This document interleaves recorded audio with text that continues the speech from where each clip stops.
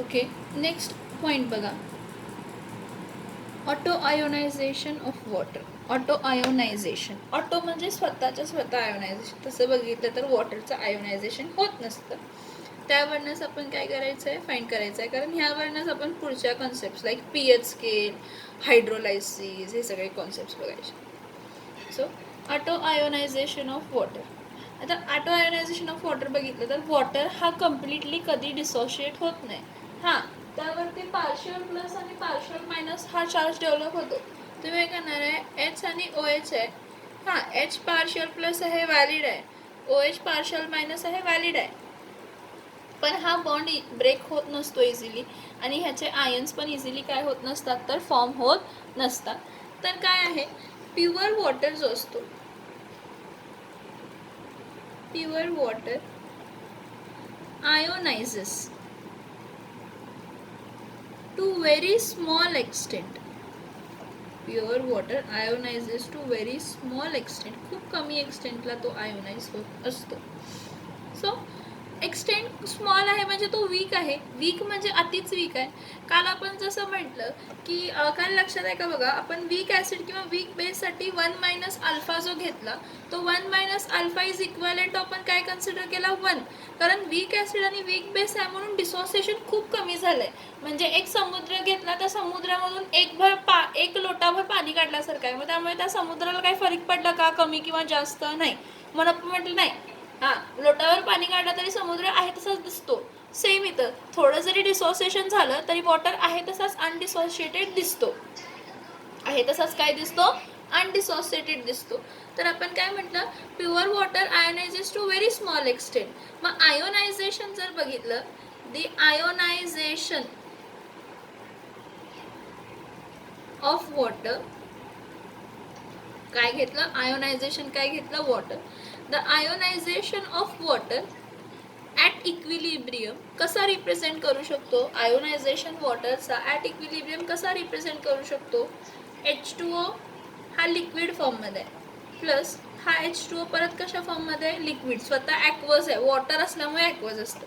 हा डिसोसिएशन नंतर काय म्हणूया की ह्याने एखादा H प्लस आयन दिला असेल. H2O आहे ना, H प्लस आणि काय आहे, OH काय आहे, मायनस आहे. तर ह्यातला H प्लस ह्याला मिळाला असेल म्हणजे हा काय फॉर्म झाला असेल, H3O प्लस ॲक्वस स्टेटमध्ये आणि OH मायनस ॲक्वस स्टेटमध्ये. पण एवढं लक्षात ठेवा की हा डिसोसिएशन खूप खूप कमी आहे, व्हेरी स्मॉल एक्सटेंट. मग जरी ह्याचं इक्विलिब्रियम लिहिलं, इक्विलिब्रियम कसं लिहिणार आहे, इक्विलिब्रियम कॉन्स्टंट फॉर वॉटर कसं लिहिणार आहे, K is equals to product concentration. Product concentration कोण आहे, H3O plus into OH minus upon H2O. आता दोनदा H2 आहे तर दोनदा लिहायला पाहिजे, इंटू H2O. आता तसं बघितलं तर हा वीक ॲसिड आहे. वीक ॲसिड आहे म्हणजे ह्याचं डिसोसिएशन, ह्याला H2 इंटू H2Oचा स्क्वेअर लिहिते. दोनदा वॉटर आहे ना, म्हणजे H2O रेस टू काय लिहिते, 2 लिहिते. काय लिहिते, H2O रेस टू काय लिहिते, 2 लिहिते. इथे बघा के इज इक्वल्स टू काय लिहू शकते, H3O प्लस आणि OH काय लिहिते तर मायनस लिहिते, डिवायडेड बाय H2O. पण H2Oचा काय लिहिणार आहे, स्क्वेअर लिहिणार आहे. मी काय म्हणते, हा H2O जो वॉटर आहे, हा वॉटर हा डिसोसिएट झालेलाच नाही आहे. ह्याचं डिसोसिएशन जो आहे तो कम्प्लीट डिसोसिएशन झालेलाच नाही आहे. ह्याचा जो काही डिसोसिएशन आहे तो डिसोसिएशन कम्प्लीट झालेला नाही आहे. मग जर ह्याचं डिसोसिएशन कम्प्लीट झालेलं नाही, वॉटर आहे तसा राहिला, म्हणून मी काय घेते, H2O हा कॉन्स्टंट आहे, वॉटरचं कॉन्सन्ट्रेशन चेंज झालेलं नाही, म्हणून मी त्याला नवीन घेते कॉन्स्टंट, के डॅश. नवीन कॉन्स्टंट काय घेते, के डॅश घेते. मग इथं मी कसं लिहू शकते, मग त्याला K is equals to H3O plus, इथं काय लिहिणार, OH मायनस अपॉन इथं काय लिहिणार, के डॅश. कारण H2Oचा स्क्वेअर, हा पूर्ण कॉन्सन्ट्रेशन इज इक्वल्स टू नवीन कॉन्स्टंट के डॅश. आता का के डॅश, तर ते पण मी तुम्हाला सांगते. काय की majority of H2 molecules, majority of H2O molecules are undissociated. म्हणजे 100%मधले साधसा 1%ही डिसोशिएट कंप्लीट झालेला नाही आहे. A majority of H2O molecules are undissociated. That's why its concentration कशाचा H2O चा concentration of H2O remains unchanged. Concentration H2O चा काय राहतो unchanged म्हणजे काय राहतो तर कॉन्स्टंट राहतो. Concentration of H2O remains unchanged म्हणजे काय राहतो कॉन्स्टंट राहतो. त्यामुळे मी H2O चा स्क्वेअर काय कन्सिडर करते नवीन कॉन्स्टंट K डॅश. मग मला काय माहिती आहे K इज इक्वल्स टू काय होता H3O प्लस OH काय होता minus divided by K dash म्हणजे H2O चा स्क्वेअर काय आला K डॅश.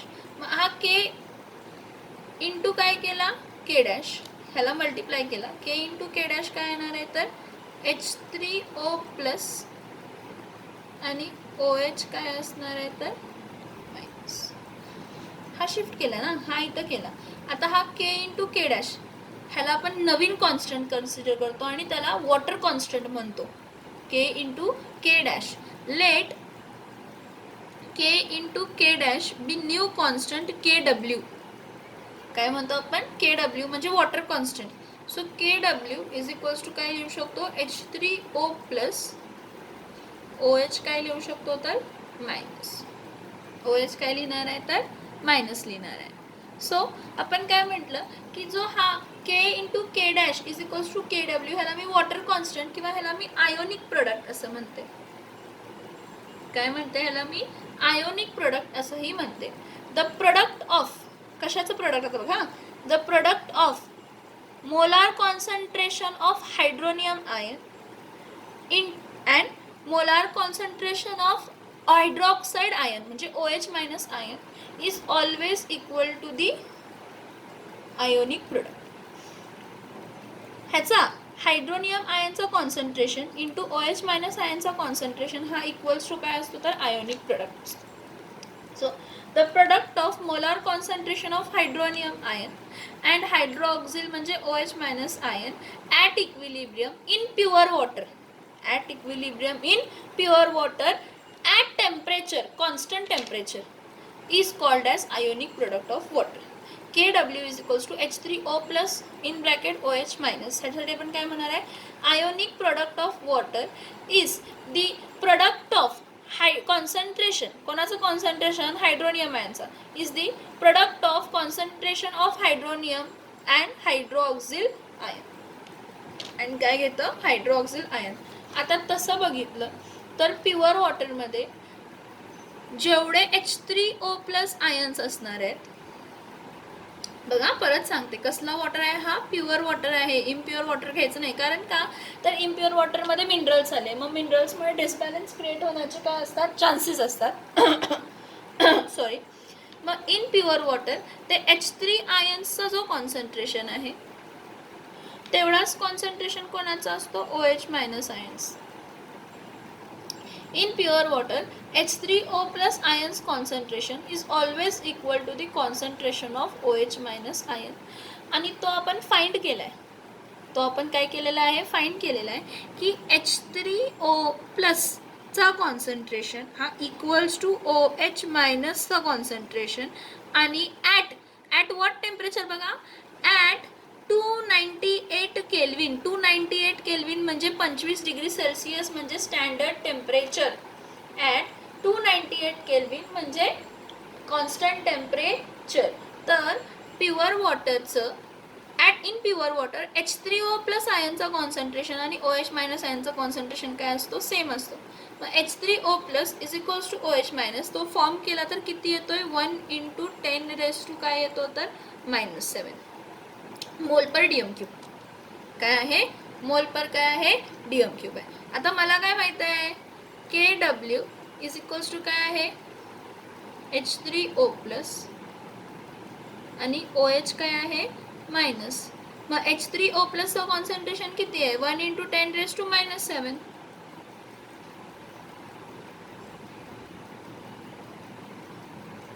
आणि OH मायनसचं पण कॉन्सन्ट्रेशन सेम आहे, कारण प्युअर वॉटरमध्ये जेवढे हायड्रोनियम आयन्स असतील तेवढेच OH मायनस आयन्स असतील. मग हा 10⁻⁻7 10⁻⁷ ॲड होऊन काय होतं आहे, KW इज इक्वल्स टू किती येतं आपलं, KW इज इक्वल्स टू येतं आहे 1 × 10⁻⁻7 -7 काय येते 40, काय येते 40. एक काम करते, ह्याला इक्वेशन काय देते 1 देते, ह्याला इक्वेशन काय देते 2 देते, ह्याला इक्वेशन काय देते 3 देते, आणि ह्याला इक्वेशन काय देते ते 4 देते. परत एकदा एक्सप्लेन करते. Auto ionisation of water. Water तसं डिसोशिएट होत नाही, पार्शियली डिसोशिएट होतो. आणि पार्शियल म्हणजे सेम टेक अ सी, त्या समुद्रातून एक लोटाभर पाणी काढा, काही इफेक्ट पडणार नाही, सेम होतं. Pure water ionizes to very small extent. The ionisation of water at equilibrium. आपण 2 वॉटर मॉलिक्युल्स घेतले, त्या 2 वॉटर मॉलिक्युलमधला एक आयोनाइज झाला आहे असं कन्सिडर करा. 1 मोल पूर्ण नाही झालेला, हां, ह्यातले थोडेच आयोनाइज झालेत. कशामध्ये, H+ आणि OH- आयनमध्ये. मग तो H+ ह्याबरोबर कंबाईन होतो आणि OH आहे तसा बाहेर ठेवतो. तर H3O + ॲक्वस + OH-. मग आता इक्विलिब्रियम कॉन्स्टंट कसा लिहितो, product concentration upon reactant concentration. आता रिॲक्टंट कॉन्सन्ट्रेशनला H2O दोनदा आहे, H2O दोनदा आहे तर आपण raised-to-2 घेतो डायरेक्टली. मग K is equals to H3O + product concentration, OH- product concentration divided by H2O into काय येणार आहे तर H2O येणार आहे. आता K इज इक्वल्स टू, मग मी काय केलं, H3O + OH- मल्टिप्लाय, इथं फक्त रेस टू काय घेतलं 2. आता मी काय म्हणते, मेजॉरिटी ऑफ वॉटर मॉलिक्युल्सचं डिसोसिएशन झालेलंच नाही आहे. खूप साऱ्या मॉलिक्युल्सचा, म्हणजे म्हणतात ना 100% आहे वॉटर मॉलिक्युल्स, त्यातला 0.001% डिसोसिएशन झालं आहे रे. म्हणजे 99.999% डिसोसिएशन झालेलाच नाही, म्हणजे काहीच डिसोसिएशन झालेलं नाही, नेग्लिजिबल डिसोसिएशन झालेलं आहे. त्यामुळे मी काय म्हणते की वॉटर मॉलिक्युलचं डिसोसिएशन, वॉटर मॉलिक्युलचं कॉन्सन्ट्रेशन अनचेंज्ड आहे. अनचेंज्ड आहे म्हणून मी त्याला नवीन कॉन्स्टंट कन्सिडर करते K'. वॉटर मॉलिक्यूल हा जो आहे याचं कॉन्सन्ट्रेशन काय करते, K' कन्सिडर करते, कारण 100% मधलं 0.001% डिसोसिएट झालं, म्हणजे 99.999% आहे तसं आहे. म्हणजे असं वाटतं की काहीच डिसोसिएशन झालेलं नाही आहे. So a majority of water molecules are undissociated, so concentration of H2O remains unchanged, that is constant. So H2O चा स्क्वेअर हा पूर्ण वॉटर कॉन्सन्ट्रेशन, इकडचा खालचा वॉटर कॉन्सन्ट्रेशन मी काय कन्सिडर केला K'. मग लिहिताना कसं लिहिलं, H3O + OH- divided by K'. हा K' इथं शिफ्ट केला, K × K' is equals to this much. आता K × K' म्हणजेच आयोनिक प्रोडक्ट असतात. आणि आयोनिक प्रोडक्टला डिफाईन काय करतो, ionic product of pure water. कसा water, pure water. Ionic product of pure water is defined as the product of concentration of hydronium ion and hydroxyl ion at a given temperature.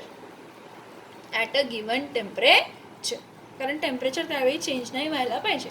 मग आपल्याला एवढं माहिती आहे की जेव्हा कधी डिसोसिएशन होतं, 0.001% जरी डिसोसिएशन झाला तर जेवढे हायड्रोनियम आयन फॉर्म होतात तेवढेच OH- आयन फॉर्म होतात. म्हणजे ह्या दोघांचा कॉन्सन्ट्रेशन काय असतो, सेम. आता लक्षात ठेवा, कधी पण जेव्हा कधी मी असं ब्रॅकेटमध्ये लिहिलं आहे ना, म्हणजे कॉन्सन्ट्रेशन आहे तो. म्हणजे हा ब्रॅकेटमध्ये लिहिला आहे म्हणजे हा H3O+चं कॉन्सन्ट्रेशन इज इक्वल्स टू कशाचं कॉन्सन्ट्रेशन आहे, OH-, आणि तो इक्वल टू किती आहे 1 × 10⁻⁻⁷. So KW is equals to H3O+ आणि OH-. H3 आता हे फाइंड केले ॲट किती, ॲट 25 डिग्री सेल्सिअस, त्यालाच आपण 298 केल्विन टेम्परेचर म्हणतो. त्यावेळी H3O+चा कॉन्सन्ट्रेशन किती मिळालं आहे, 1 × 10⁻⁻7 mol/dm³. आणि जेवढा H3O+चा असतो तेवढाच OH-चा असतो. हे दोन्ही व्हॅल्यू सबस्टिट्यूट केलं आपण तर आपल्याला आयोनिक प्रोडक्ट मिळाला 1 × 10⁻⁻14. हा -14 कडे लक्ष द्या. आता ह्यावरनंच आपण सगळं pH घेणार. हा जो इक्वेशन आहे ना, ह्यावरनंच आपण pH वगैरेची कन्सेप्ट घेणार आहे, एवढं लक्षात ठेवा.